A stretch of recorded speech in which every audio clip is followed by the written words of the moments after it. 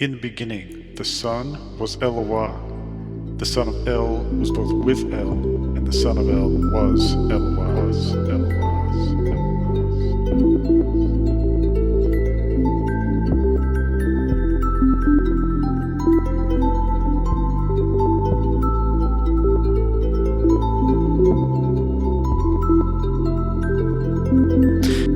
Shabbat Shalom from under the dome. My name is Noel, and this is the Diaspora of Yashar'el. I'm once again joined by Rob and Michael. They are joining us from Florida this week, and I hear that there was a Rob and Michael meetup today somewhere in Florida. And of course, I'm coming to you from Charleston, South Carolina today. Now, this is the Diaspora of Yashar'el. I've said this a few times in the past. Just go ahead and bring it up again. This is a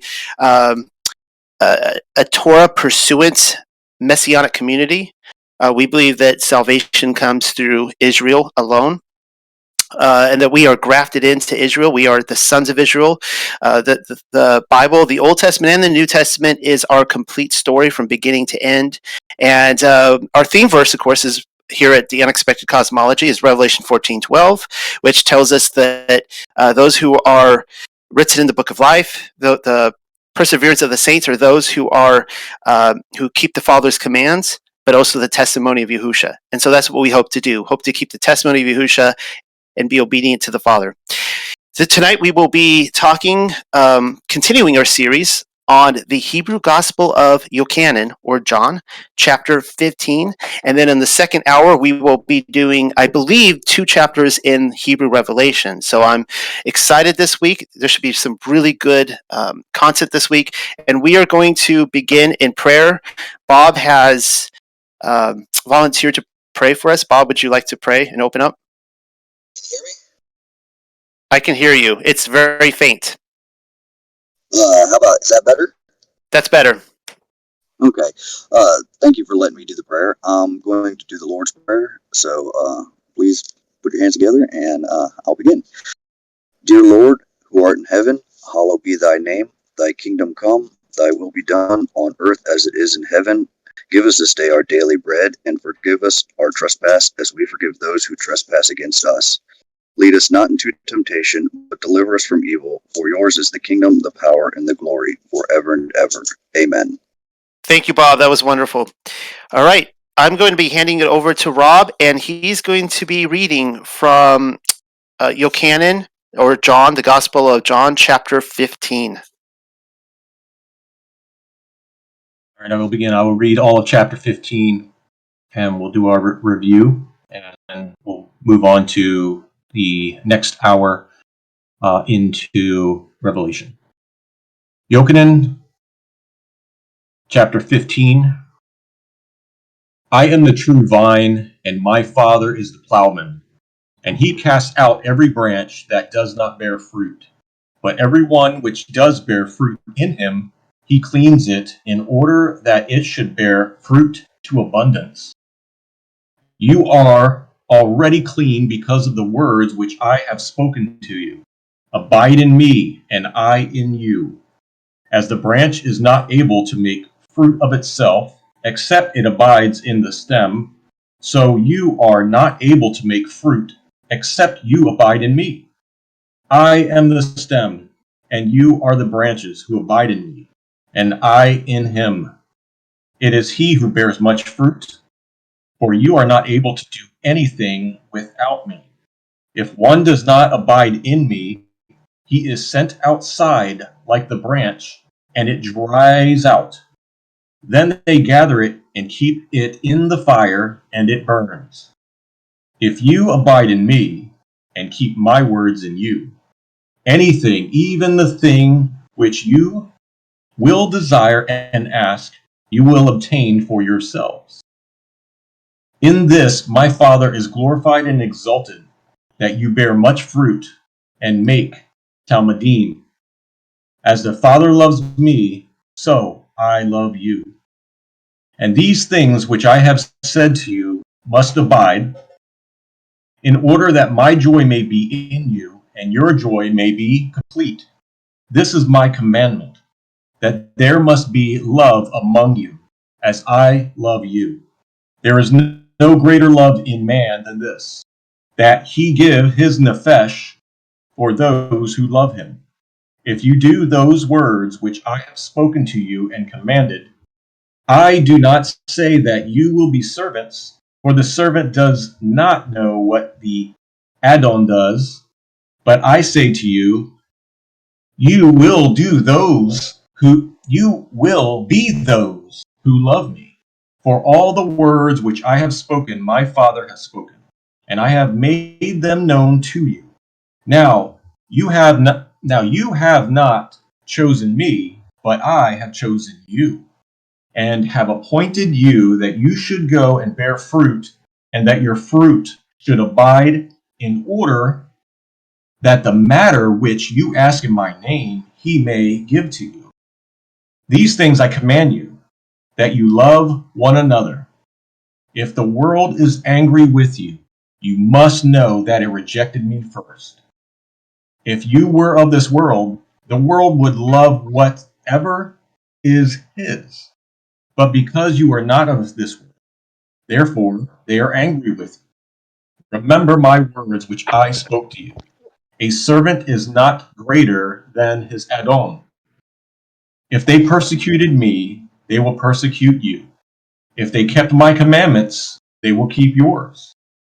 But all these things they will do to you because of my name, for they do not know him who sent me. If I had not come and had not been speaking to them, they would not have had the sin. He who is angry with me is angry with my Father. If I had not done things which no one else has done, it would not have been sin. But now they have seen, and they are angry with me and my Father, so that my word which is written in the law might be fulfilled, to be finalized. And when Ruach HaKodesh will come, he whom I will send among you from the Father, the Ruach of truth, which goes out from the Father, will do witness of me. Also, you will do witness because you were with me at the start. That is the end of chapter 15, and I will pass it over to Michael to start on his commentary notes, and we will circle it around to Noel and then myself. Shabbat shalom, everyone. Yes, we will circle. Torah girl, you can't hear? Maybe Hank or somebody can help her with that.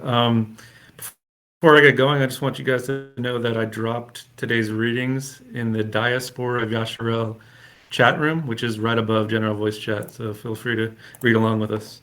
I'm going to start off my commentary on verse 1. So if you guys have been with us this whole time, in the very first study in John, I said that Yeshua had 7 I am statements. If you recall, that was in the very first video. This one is the last of these, so I'm going to read that real quick. I am the true vine, and my Father is the plowman. Now, I have a bunch on the true vine and the fruits. I love it. I'm going to read 2 cross references relating to that to start. So Jeremiah 2:21. Yet I planted you as a choice vine, a completely faithful seed. How then have you turned yourself before me into degenerate shoots of foreign vine? And then the last one is Hosea 10:1-2. Israel is a luxuriant vine. He produces fruit for himself. The more his fruit, the more altars he made. The richer his land, the better he made the memorial stones. Their heart is deceitful. Now they must suffer for their guilt. The Lord will break down their altars and destroy their memorials. So he's always linking fruit with obedience. My second comment is number 2. So I'm going to read the Hebrew again. And he cast out every branch that does not bear fruit, but every one which does bear fruit, in him he cleans it, in order that it should bear fruit to abundance. Now there's a big difference between the Greek and the Hebrew. I'm not going to read the Greek. I did want to comment on number 2. Let's see what I have here. So Hebrews 6:7, for ground that drinks the rain, which often falls on it, produces vegetation, useful to those whose sake it is also tilled, receives a blessing from God. But if it yields thorns and thistles, it is worthless and close to being cursed and ends up being burned. I mean, this has amazing allegories here. So, if you remember the parable of the sowers, wherever your seed is planted, I remember I used to struggle with the thorns and the worries of this world, and it's this talking about your fruit. And early in my Torah walk, like most people, I was a Torah terrorist. My fruit was horrible. Lord willing. I have two more, and then I'll hand it off to Noel for this first part. Number 4, I'm going to read both. So, abide in me, and I in you, as the branch cannot bear fruit of itself, except it abide in the vine. No more can ye, except ye abide in me. Hebrew, abide in me, and I in you, as the branch is not able to make fruit of itself, except it abides in the stem. That's one of the difference. So you are not able to make fruit, except you abide in me. So I did a word study on the word abide, and that's the same word in 1 John 3:24. We always love that one. The one who keeps his commandments remains in him. So that remains is the same word as and he in him. We know this by that he remains in us by the Spirit who has given us. So number 4 in this verse doesn't say anything about keeping the commands. But in my opinion, so bearing fruit is one who keeps his commands. That's how you are remained or abide in him. I read the differences, and then let's see. The last thing is a cross-reference, Isaiah 26. In the days to come, Jacob will take root, Israel will blossom and sprout, and they will fill the whole world with fruit. He wants us to be fruitful. And then finally, number 7. If you abide in me and my words abide in you, you shall ask what you will, and it shall be done unto you. In the Hebrew, if you abide in me and keep my words in you, anything, even the thing you will desire and ask, you will obtain for yourself. Again, we love this verse, right? Anything you ask, he'll give it to you. You have to abide in him first, which is obeying his commands. I just think the Hebrew makes it way more clear on that part. And then finally, so we just talked about all the vine and the vine dressers. Me and Noah, we love to go possible post-mill. John 15, 1, 2, 3. That's okay. Okay, so yeah, we just read it. But I want to talk about let's see. I don't see it here. But let's see, where is this? I might have the wrong verse, and I'm sorry about that. But basically, let me just read it. So, or it might be a different version. I am the true vine, my Father is the vine dresser. So we have the vine and the vine dresser. That's the Father. Every branch in me that does not bear fruit, he takes away. So the Father takes it away. And every branch that bears fruit, he prunes it. The Father does, so that it may bear more fruit. Okay, here it is. I'm sorry. My notes are all messed up. So James 5:7. This is the possible post-mill verse. Therefore, be patient, brothers and sisters, until the coming of the Lord. The farmer, which is the Father, waits for the precious produce of the soil, being patient about it, until it gets the early and late rains. My dog in the race is that these different rains are different seasons when he plucks that fruit. Is it a possible post-mill? I don't know. But I'll leave it at that. Sorry for the mix-up there. Noel, take it away.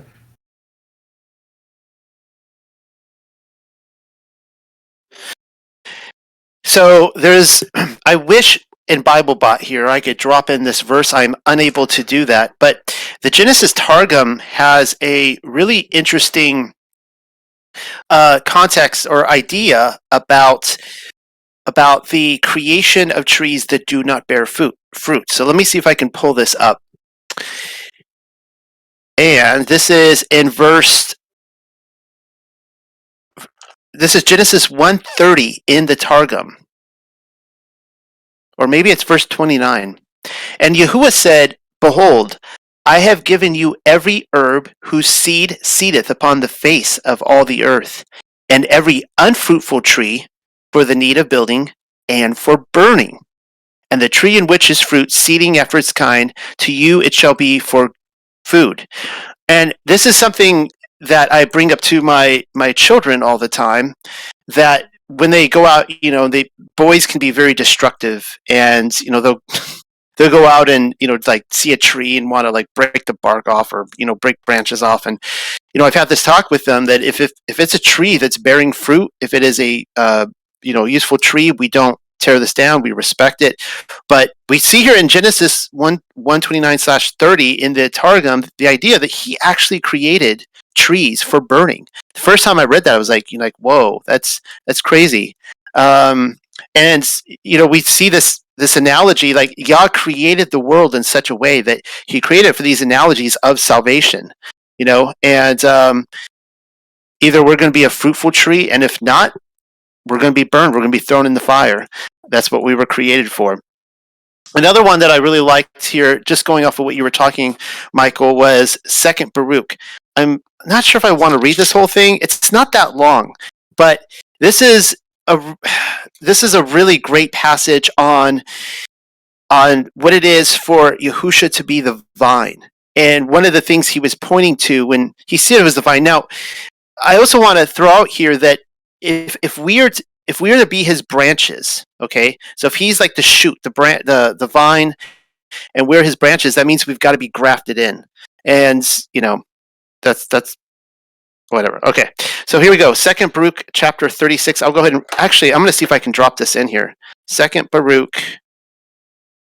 Come on, Bible bot. Chapter 36. See if it does it. No, it doesn't. Well, then that's fine. I'll just read it. 2nd Baruch. Let's do 36, 1 through, how many verses are in here? 11. Nope. Okay. Here's what it says. And when I had said these things, I fell asleep there, and I saw a vision in the night. And lo, a forest of trees planted on the plain, and lofty and rugged rocky mountains surrounded it, and the forest occupied much space. And lo, over against it arose a vine. All right. So the context here is in this vision is it's a vine going up against an entire forest of trees. And so think about one of the things Yahusha would have been referring himself to when he's talking about being the vine. And from under it there went forth a fountain peacefully, or with shalom. Now that fountain came to the forest and was stirred into great waves, and those waves submerged that forest. And suddenly they rooted out the greater part of that forest and overthrew all the mountains which were round about it. And the height of the forest began to be made low, and the top of the mountains was made low, and that fountain prevailed greatly, so that it left nothing of that great forest save only a cedar tree. So this vine and this fountain coming from the vine destroys this entire forest, and now all that's left is a cedar tree. Also, when it had cast it down and had destroyed and rooted out the greater part of that forest, so that nothing was left of it, nor could its place be recognized, then that vine began to come with the fountain in peace and great tranquility. Oh, wow, you got it up. Awesome. And it came to a place which was not far from that cedar, and they brought the cedar which had been cast down to it. And I'll give away the ending, guys. The cedar tree is Satan. And I beheld, and lo, that vine opened its mouth and spoke and said to that cedar, are you not that cedar which was left of the forest of wickedness? So now we see this entire forest was wickedness. And by whose means wickedness persisted and was wrought all those years and goodness never. And you did keep conquering that which was not yours. And to that which was yours you did never show compassion. And you did keep extending your power over those who were far from you and those who drew nigh. You did hold fast in the toils of your wickedness, and you did uplift yourself always as one that could not be rooted out. But now your time has sped, and your heart is come, or your hour is come.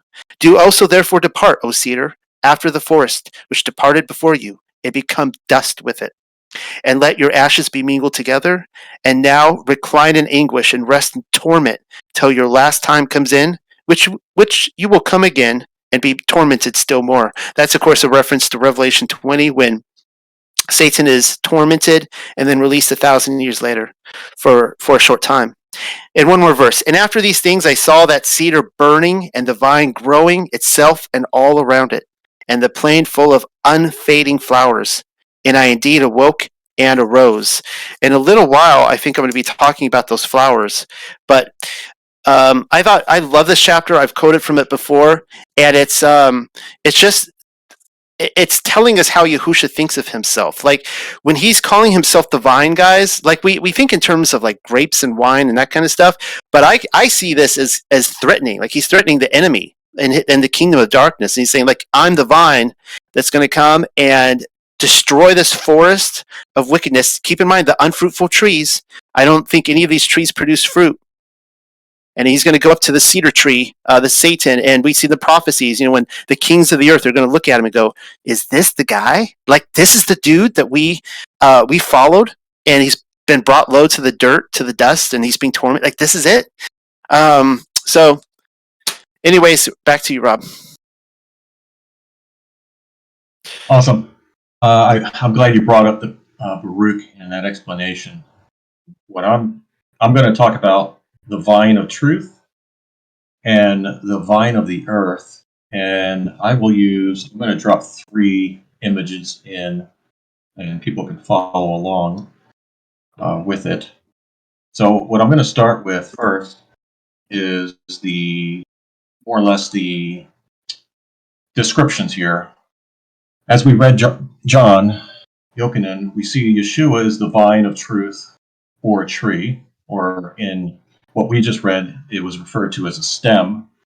And as you look up the Hebrew wording on that, it's meaning tree. The Father is the plowman, and when it references clean, we will see here clean means the fear of Yahuwah. And the branches are people in general, unless he's very specific on that branch, which I color coded in blue, which are the disciples, and those are the ones that are bearing fruit. So I'm going to read through here some of the verses that tie in with this, so you have clarity. Clean, when he's referencing, he's cleaning the vine. So in Psalms 19:9, the fear of Yahweh is clean, enduring forever. The judgments of Yahuwah are true. They are righteous altogether. And I know Michael was just talking about the fear of Yah tying in with the judgments and the commands of obedience in doing so.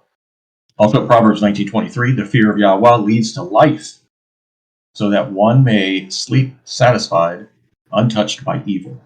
And then we look at Revelation 14:7, which we'll look at later as we go into studies. But here it says, and he with a great voice, fear Yahweh, he said with a great voice, fear Yahweh, and do your prayer to him, for the judgment day has come, and do prayer to him who created the heavens and the earth and the sea and the land.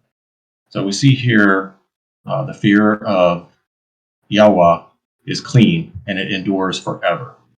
So that's, I wanted to give that as the backdrop of what we're going to read here next in regards to John. So when we look at John again in verses 1-8, talking about the vine of truth, the branches do not bear fruit are removed. The branches that do bear fruit in him, he cleans in order that they should bear fruit abundantly. So that cleaning is the fear of the Lord.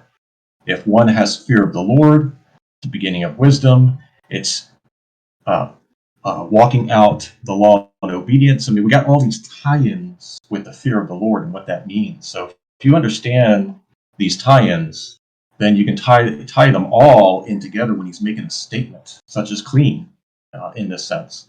You are already clean because of the words which I have spoken to you. So he's the word of Yah. He walks the living word. He walks the word out, Torah. So as we see here, he's cleaning. He's cleaning the vine so that we can bear even more fruit. And so I'll skim through this here, but I wanted to point out also that if one does not abide in me, as he's stating here, if he does not abide in me, he is sent outside like the branch, and it dries out. Then they gather it and keep it in the fire, and it burns. If you abide in me and keep my words in you, anything, even the thing that you desire and ask, you will obtain for yourself. And the Father is glorified and exalted, that you bear much fruit and make Talmud. So not only are we to be bearing fruit, the fruits of the Spirit, walking out the truth in life, but we're also to minister to others and making more fellow Talmudim. And that's the good part and an important part of our fellowship with one another. As we fellowship in groups or these gatherings and learning from one another, and we take that knowledge and apply it in our lives and walk that out. And when we do so, it's giving us our own strength, and then in turn we can share that, tell, and teach and help others. And now I'm going to tie the vine of truth, what I just covered with John here, into the vine of the earth. We're going to see that in Revelation 14 through 20. So here's the vine of the earth compared to the vine of truth. Then I saw a bright cloud, and on it there sat one with the appearance of a man, and on his head was a crown of gold, and in his hand was a sickle. And another messenger came from the house of prayer and cried with a loud voice to him who sat on the cloud, thrust your sickle and harvest, for the time of the harvest has come. And he who sat on the cloud thrust his sickle and harvested. And so you're seeing there's this appearance of a man, this we see as Yeshua, whether it's an angel or Yeshua, but it appears to be Yeshua, harvesting. So as we continue to read, we'll distinguish what that means. And another messenger came to the heavens. I guess that's what it says. And in his hands was a sickle. Then another messenger went out from the altar, and he had control over fire. So we see two announcements being made here. And now the second one is being announced by the one who has control over fire. Interesting. And he cries out with a loud voice to him who had a sickle and said, thrust your sickle and harvest the grapes of the earth, for its fruits are ripe. So the messenger thrust with his sickle and harvested the grapes of the earth and cast them into the great winepress of fury of Yahweh. And the winepress was outside the city, and the blood of the winepress went up to the bridle of the horses. So we see that there's two harvests, two angels or two beings here doing some harvesting, and there are two different harvests. Whether we can get this into the early and latter rain that Michael's talking about, that I don't know, but we do see two harvests going on. We know from the other parables that he comes out for the wheat and he comes out for the tares. So it's just tying that in. So I wanted to show the vine of the earth what that is when it's referencing the vine of the earth. It's just the peoples of the earth who are not in faith, who are not in obedience. They reject the truth. And then you have the vine of truth, are those who love him and follow him, believe him, and are obedient to him. So that's what I want to share on this first part, and then I'll pass it on over and go from there. Michael? Yes, sir. My next part, I'm going to talk about some differences between the Greek and the Hebrew. So the obvious one, I hope you guys are reading along, is number 10 is missing from the Hebrew gospel. So I'm going to read 10 in the Greek, and it's pretty important. I wonder why they took it out in the Hebrew, and I'm hoping Noel or Rob can talk more on that. But if you keep my commandments, you shall abide in my love, even as I have kept my Father's commandments and abide in his love. I guess you can say they somewhat spoke about it on number 6, but to be totally missing, and yet the Greek adds it, that's a, we're doing plus minuses for each version. I would say that's a plus for the Greek on that part. Number 13, so this one, let's see. Greater love hath no man than this, that a man lay down his life for his friends. In the Hebrew, it says, there is no greater love in man than this, that he give his nefesh for those who love him. So I want to talk about that there's no mention of friends in verse 13, 14, and 15. I would give more points to the Greek version, because I would say that makes it less Hebrew, because I know Abraham, Moses, and Joshua were referred to as friends of the Most High. I also want to, regarding 13, I want to talk about laying down your life and reading Romans 5, 6 through 8. So for a while we were still helpless. At the right time, Yeshua died for the ungodly, for one will hardly die for a righteous person, though perhaps for the good person someone would even dare to die. But God demonstrates his love towards us in that while we were still sinners, he died for us. So we've been talking about over the last few weeks about serving others, and I know the Bible says that this is the ultimate sacrifice is laying down your life for someone, and that's what our Messiah did for us to become our high priest. Number 16, I want to read the Hebrew on that one. Let's see. Now you have not chosen me, but I have chosen you and have appointed you that you should go and bear fruit, and that your fruit should abide, in order that the matter which you ask in my name he may give you. A simple cross reference, I'm going right back to the fruits of the Spirit, Ephesians 5. But the fruit of the Spirit is love, joy, peace, patience, kindness, goodness, faithfulness, gentleness, self-control. Against such things there is no law. I want to stress that someone's fruits are internal. Like I doing the Ruach study, and I talk about this a lot with others, and like I just want to your fruit is always internal, spiritually speaking. Obviously, works are different. You can have great works too, but the fruits. Anytime we're talking about fruits, is always an internal thing. It's a circumcision of your heart, and all those things I listed are internal. Finally, number 25, I want to read both. So, but this cometh to pass, that the word might be fulfilled that is written in their law. They hated me without a cause. And in the Hebrew, so that my word which is written in the law might be fulfilled, or to be finalized. Again, I'm giving more points to the Greek side, the Greek version, this go around. Not hating me without a cause is not in the Hebrew. To me, this appears to be quoting Psalm 69:4. Those who hate me without a cause are more than the hairs of my head. Those who would destroy me are powerful. Those who oppose me with lies, what I did not steal, I then have to restore. Again, the point of this study is to go through the differences, and I'm trying to remain unbiased. And at least in John chapter 15, I would say the Greek might have done a better job. And then finally, and I'll hand it off to Noel, I just want to point out number 26, again, doesn't mention comforter. And that just irks me as someone who links that to wisdom a lot. But Hebrew just calls it the Ruach HaKodesh, the set apart spirit, where the Greek just says comforter. That's all I got for 15. I'll hand it off to Noel now. I was looking at a lot of those verses you were looking at, and so here's my thought. I'll give commentary on a couple of them. Here's my thought on verse 10. So, as a refresher for everyone, verse 10 of the Greek is there. It's missing in the Hebrew. It's completely gone. It's not even made up for later on. And it says this: if you keep my commandments, you shall abide in my love, even as I have kept my Father's commandments and abide in his love. All right. Now, this is a further explanation of what we've already read in verse 9. It says, as the Father hath loved me, so I loved you.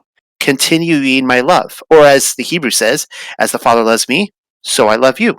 And so I agree that verse 10 is sorely missing from the Hebrew, because it is a phenomenal verse in the Greek. Again, it says, if ye keep my commandments, ye shall abide in my love. Like there's a, it's not a threat, but it's a condition. Look, you will abide in my love. Just keep my commands.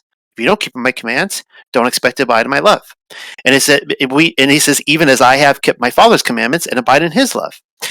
Well, here's my thing, and we've read enough through the Hebrew Gospel of John for me to come to the conclusion that I don't think the Greeks added that in.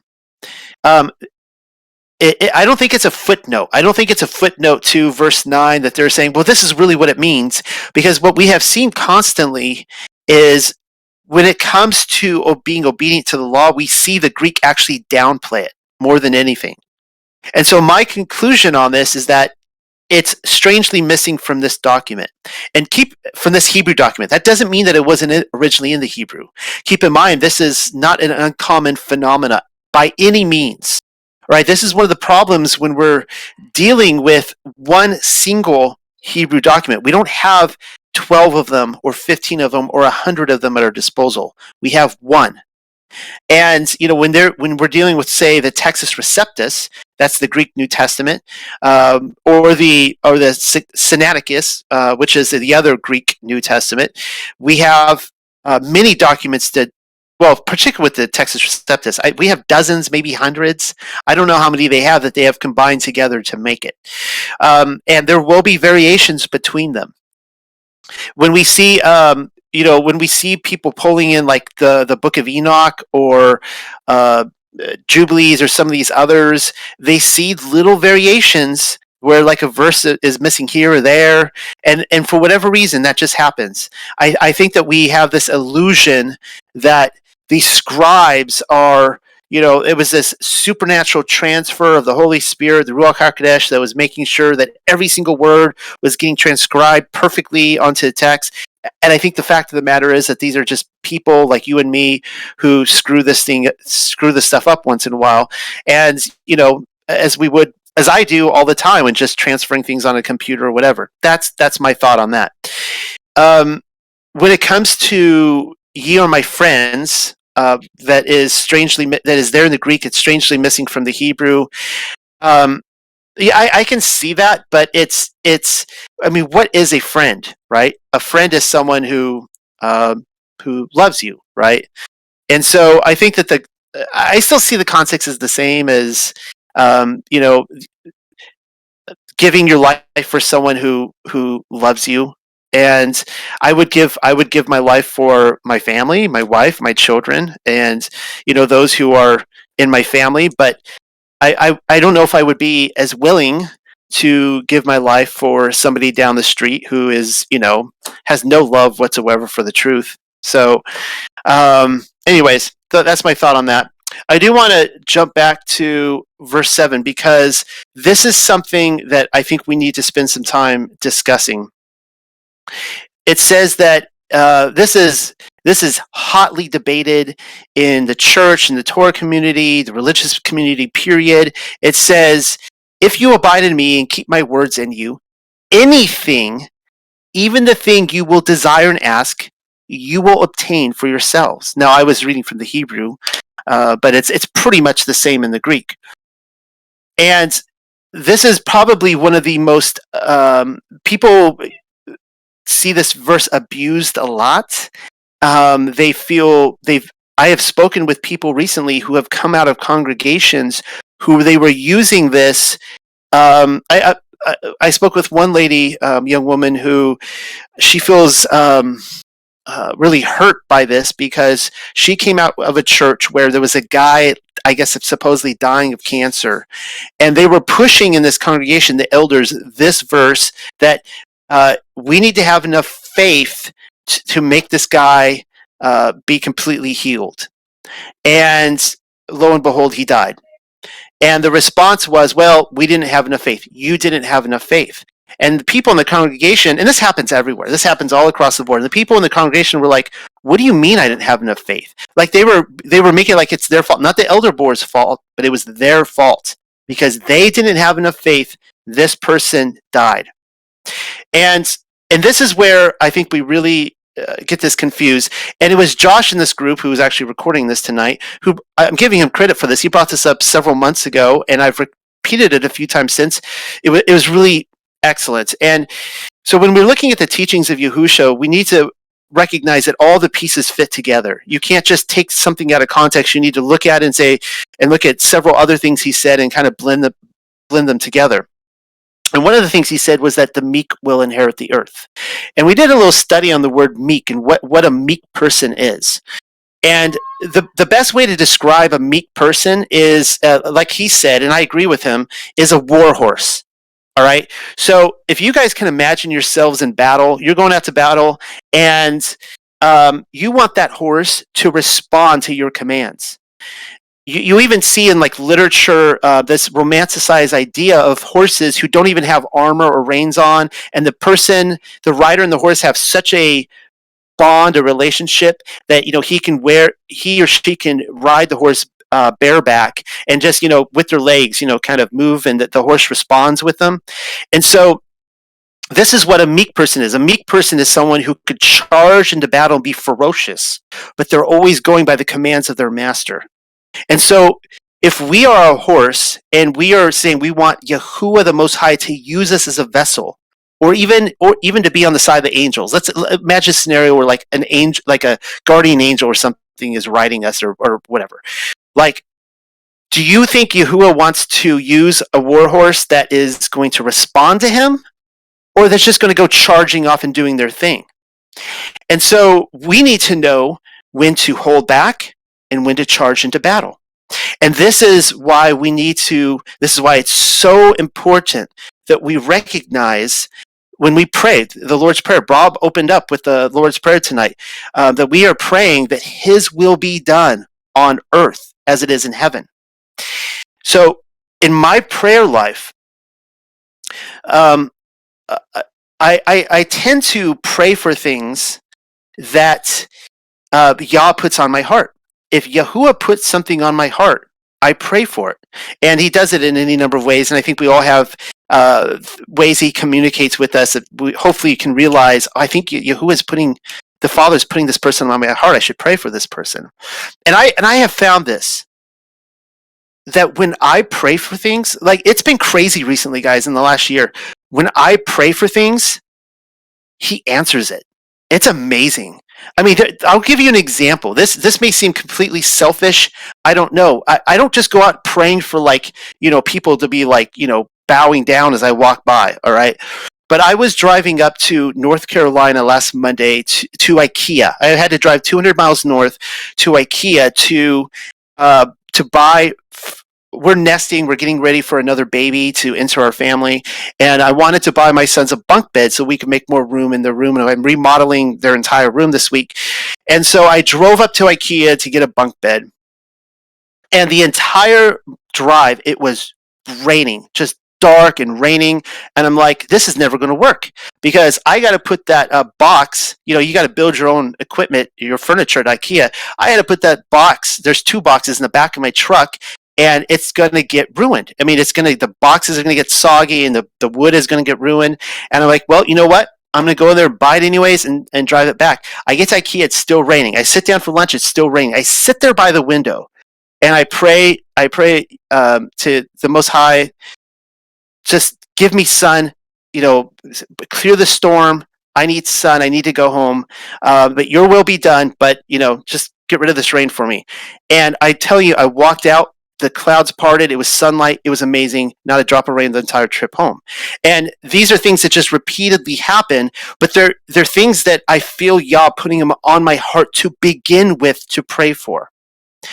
A good example is, let me just put this in here, Proverbs 28:9. We see this we've quoted from this many times in this group. According to Proverbs 28:9, he who turns away his ear from hearing the Torah, even his prayer, is an abomination. And so, again, the context is, if you abide in his love, you are following his Father's commands, just as he follows his Father's commands. And because anything Yahushua requests of his Father will do for him, because he's in the will of his Father. If we are in the will of our Father, which is being obedient to what he says be obedient to, our prayers will not be an abomination, and he will listen to us. Let me give one more example, because I don't want to ramble all night. We see this example all across the board with Torah. There are many people coming into Torah obedience who are incapable of having children. They've been married for years, they can't have any children. And all of a sudden they start being obedient to their Father's commands, they start eating clean, start obeying Sabbath, start doing his commands, walking them out, and all of a sudden, boom, they start popping out babies left and right. And it's amazing. It's the same story with my wife and I. We have been married for 20 years. Now, we do have we have twin boys. They are gifts from Yah. They're wonderful, but they did not come without intervention. We tried for several years to have children. We could have no children whatsoever. I was told by doctors that I was incapable of having children, and we had to use medical intervention to be able to have these children. So that was 8 years ago now. And we would have, my wife and I would have 10 kids if we could, children. We would have, I would love a household of just like children like popping out the windows, like the little lady with the shoe, and the children are breaking windows and like running around destroying the garden, breaking furniture like that. I wish I lived in that house. I want that many children. We've been incapable. And my wife and I have just decided we've done nothing to stop having kids. We've done nothing to try to have kids. We just done nothing to stop having kids, and we thought it was never going to happen. And this last year, I felt Yah putting on me to pray for my body to be healed. And I just started praying that the Most High, would heal my body and make it possible for me to have children. And then boom, is this answer to prayer. Here we are, we're nesting, and my wife is in her second trimester. We're getting ready to bring another child in the world. I'm a middle-aged guy, never saw this coming, but this is a true gift from the Most High. And this is what happens when we pursue His will. So hopefully, yeah, I'm going to pass it back to you, Rob.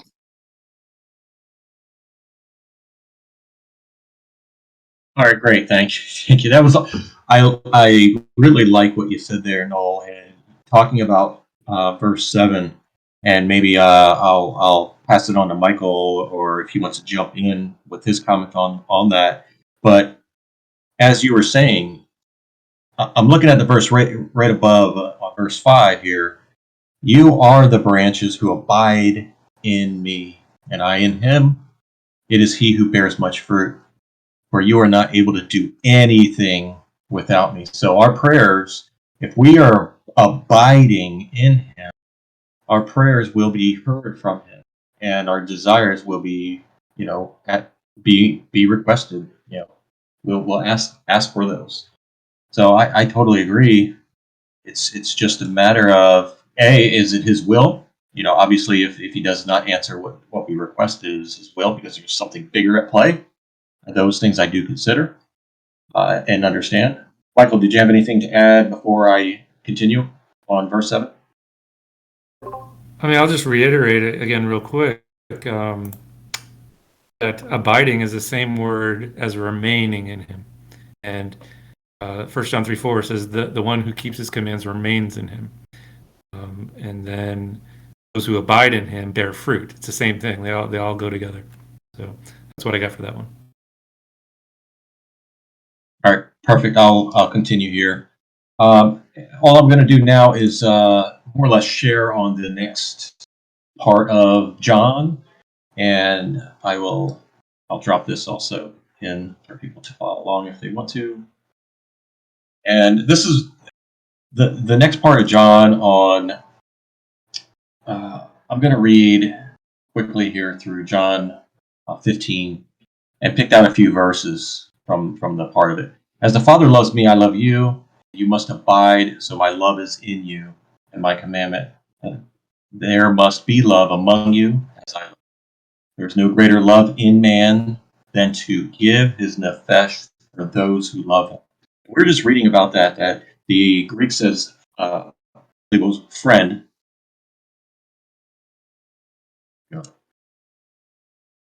Is it friend?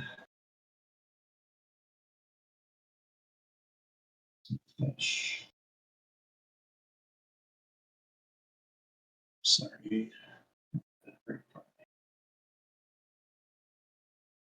Okay, yeah, for his friends. And here it's he gives his nefesh for those who love him.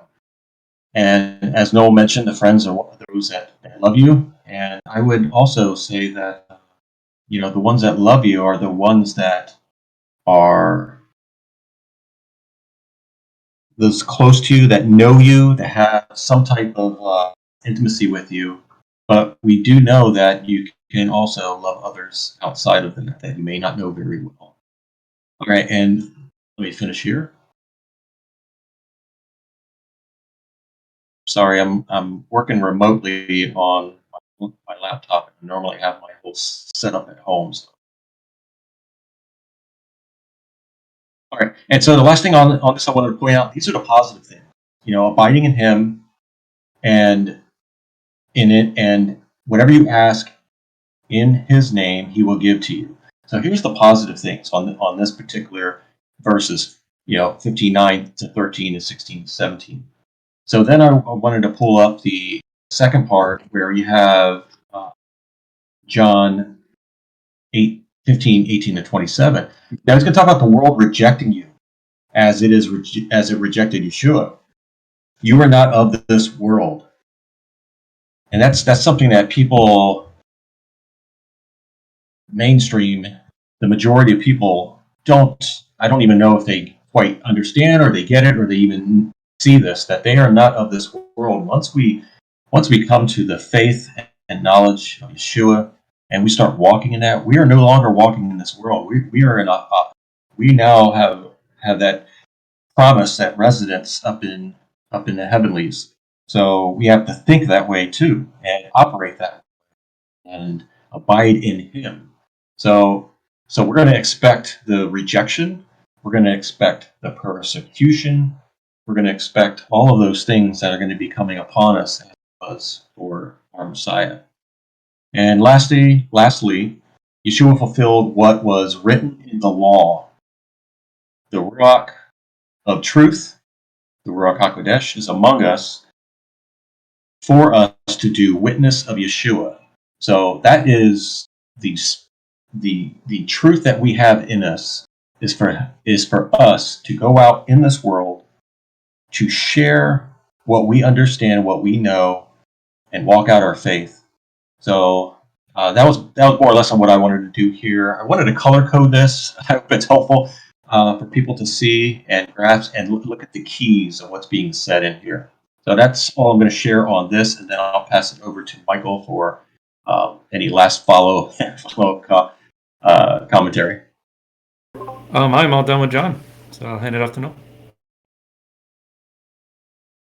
I wanted to talk a little bit about the idea that the world is angry with us because they reject Yahusha. And a lot of us,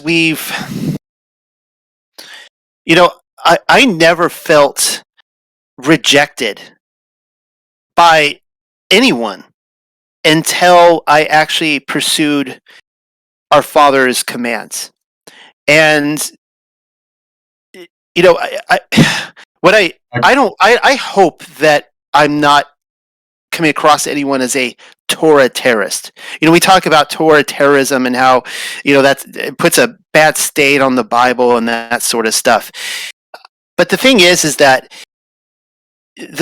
we have to come to the recognition that the light is hateful to the darkness. The darkness does not recognize or understand the light.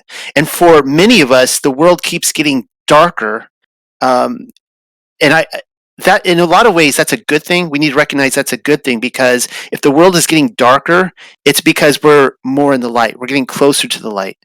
And, I think that we never recognized how truly dark the world was when we were in it. And we've been talking a lot about this recently as in the administrative group, and how we approach people, how we talk to people, and we see many married couples, of course, where one spouse is pursuing Torah and the other isn't, and this is it's really tough. But I could say in my own life that, again, I don't even know really where I'm going with this, but I want to get out that the world's we see so much how the world truly does reject the Father. And here it's a little inverted, because here Yahusha says that they reject me, but it's inverted today in almost an Orwellian sense, where it's like the church claims they're embracing Jesus and they're rejecting the Father's laws, but here it's like, well, no, they're actually they're holding up a false image of Jesus, because when we claim that Yahusha is Torah observant and that we are walking as he walked, I have never experienced so much hate in my life, where people who I once broke bread with and was in fellowship with, they'll never want to talk to me ever again. so that's how, I mean, I look at this verse in verse 19, and I look back at my life, and I think how much of in the world I truly was before I came to this, because again, I never saw that hate or opposition until I do now. And when it comes to like my family and friends, I never once ever got in a argument with them. I never accused them of anything. But I mean, the moment I came over to Torah, people found out that I started keeping the feast and that I'm doing Saturday Sabbath and I'm no longer eating pork. Let me back up. When I was living in California, Southern California, and I wasn't eating meat for years. I was a vegetarian, and then I went through a phase where I would eat non-mammal, so I would eat like chicken or fish, but I wouldn't eat like beef or anything like that. And they were all cool with it. They're like, "Oh, you're a vegetarian? Like that's so that's so hipster. That's so Southern Californian, and trendy and that kind of stuff." But it's very different when they find out that, wait, you're doing this for Yahuwah. Like you're in slavery now. You're in bondage. You need to repent of this, right? And the moment I came over, it was all of a sudden I'm getting calls and other things that I'm going to hell, and that I'm spitting on the cross, and that I'm in some cults, and it goes. I can get go a little further with how that went, but it was shocking. And so this is just something that we need to remind ourselves that let's not cast pearl before swine. Let's not go argue with people. Let's not try to force a round shape into a square peg, or however that goes. Let's not try to force people into something where they're not willing, but just show them, live it out and show them. And often enough, that is enough just to set people off and trigger people. Just how we live for the Most High by trying to be set apart from the world, right? And that's where we realize the people that are still in the world and those that aren't.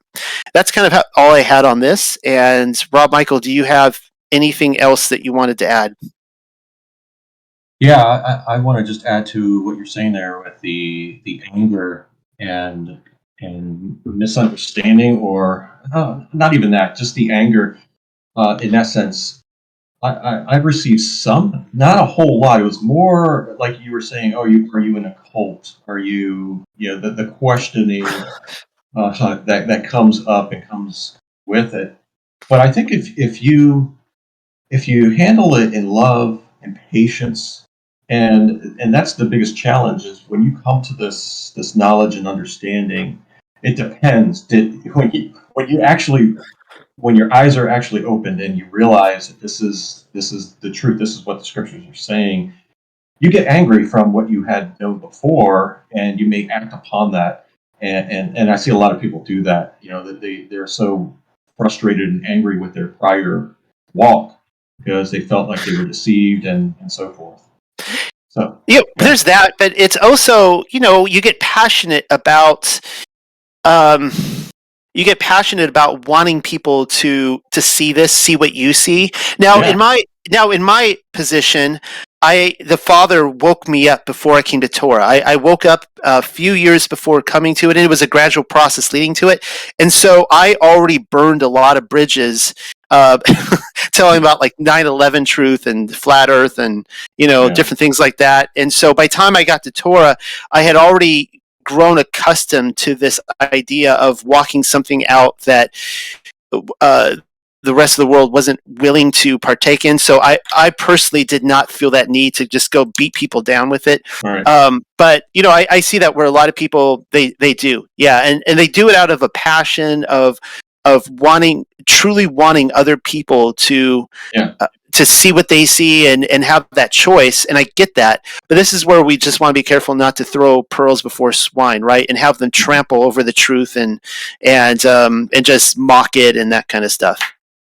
Yeah, I think there's a somewhat of a learning curve for people, and some take way longer than others. But it's that point where you realize you are sharing that truth, and hopefully you examine the responses you're getting. Are you getting positive responses, or or is it just causing strife, contention, and arguments? And then you have to make a wise decision. Is this a person that is open, or are you presenting it the proper way? Are you the light in the situation, or are you just a clanging bell with the information?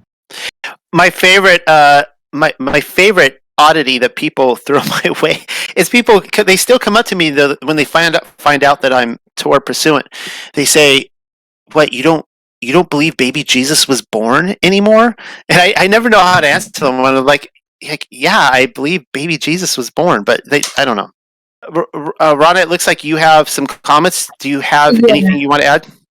Yes, I had a few things. So, listening to you when you were talking about your experience and how the moment people heard that you became Torah observant, they look at you like you're a slave.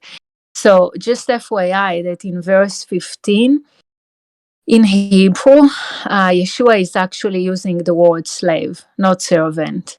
Those are two different words in Hebrew, in biblical Hebrew. So kind of like I noticed it and I wasn't going to say anything, but then you were talking about your personal experience, so I couldn't help it. No, that was good, and I don't want to interrupt anything else you want to say. But while you said that, I want to jump in that we have no choice but to be a slave. We are either a slave to the world or a slave to the Most High. We are a slave to sin or a slave to righteousness, and so we have no choice but to be a slave. That's just the rules. Can't undo that. Yeah.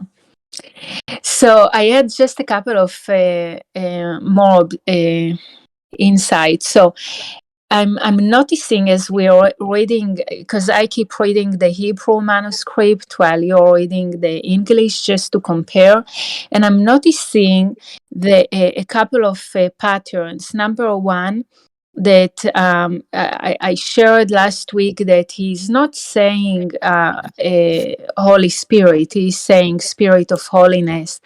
But I noticed that he's using Spirit of Holiness and Spirit of Truth. How do you say it? Like intermittently, like Interchangeably. Interchangeably, yeah. Like it's like this, two terms for the same thing. And the second thing is he keeps referring to it as masculine, which is very interesting because ruach in Hebrew is feminine. So that's kind of like caught my attention also. You're talking about you're talking about in the English, right? That in the English he's translating it as he.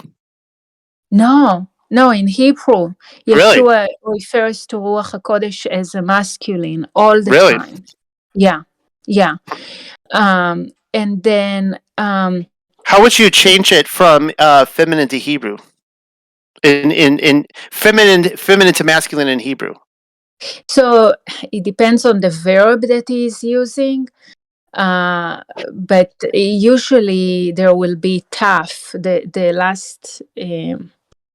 So, for example, if he says Ruach HaKodesh is moving, okay, then in masculine it would be over, in feminine it would be overet, like there is taf at the end of the verb, the last letter in the alphabet. So it's definitely different, and I'm reading the verses whenever he needs to use a feminine, whenever he needs to use that type of verb or adjective, he uses feminine. But for Ruach HaKodesh, he keeps referring to it as masculine. Then also verse 26, the literal translation is a little bit different than what they translated, and I think it's meaningful. So I would like to tell you what it says. So in the English translation, they said, "And when Ruach HaKodesh will come out." I'm sorry, and when Ruach HaKodesh will come, he whom I will send among you from the Father, the Ruach of truth, which goes out from the Father. He will do witness of me. Also, you will do witness because you were with me at the start. So the literal translation is, and when Ruach HaKodesh will come out, which I will send in you from the Father. So it's different. It's different. He's saying he's sending, Yeshua is sending Ruach HaKodesh from the Father into us. So I thought that's meaningful. And then in another translation that wasn't that accurate and I thought was meaningful for me to mention is verse 16. So they translated, now you have not chosen me, but I've chosen you, and I've appointed you that you should go and bear fruit.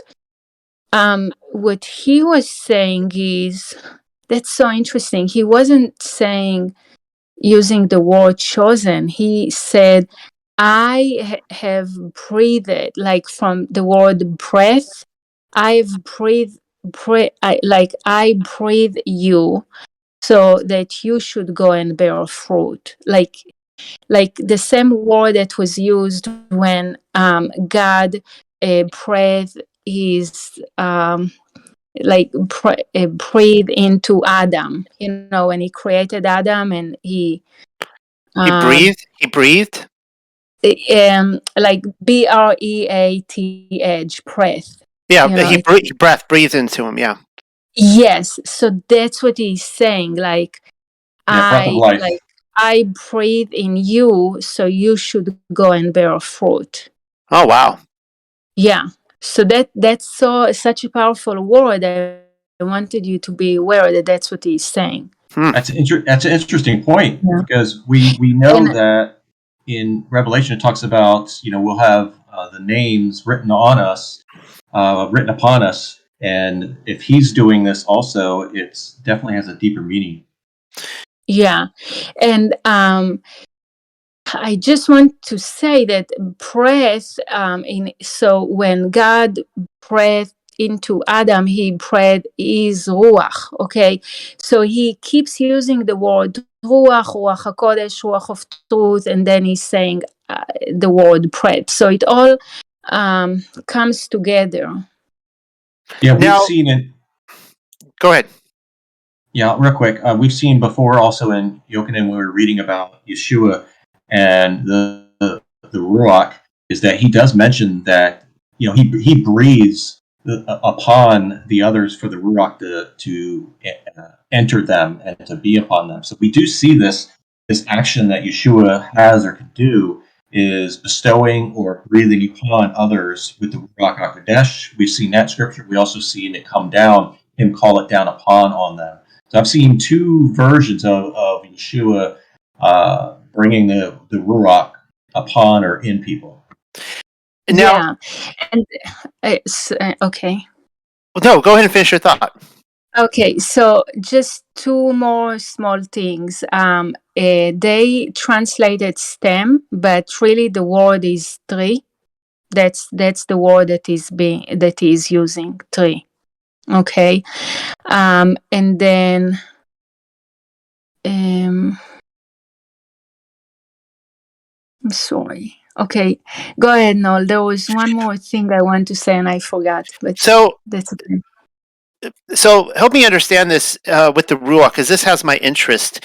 Would you say that the Ruach HaKodesh is different than the Ruach of truth, or is it just a different way of saying the same thing? It's a different way of saying the same thing. So when I feel like what he's saying when he calls it Ruach HaKodesh, it's the Ruach that he is breathing into us, his disciples, and then but basically it comes out from the Father as Ruach of truth, and when he breathed it into us, it's Ruach HaKodesh. Okay, all right.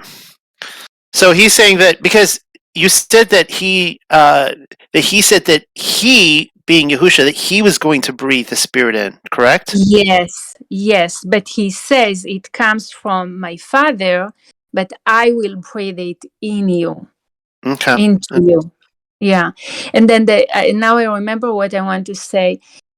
Throughout the chapter, when he's using the word fruits, he is meaning students.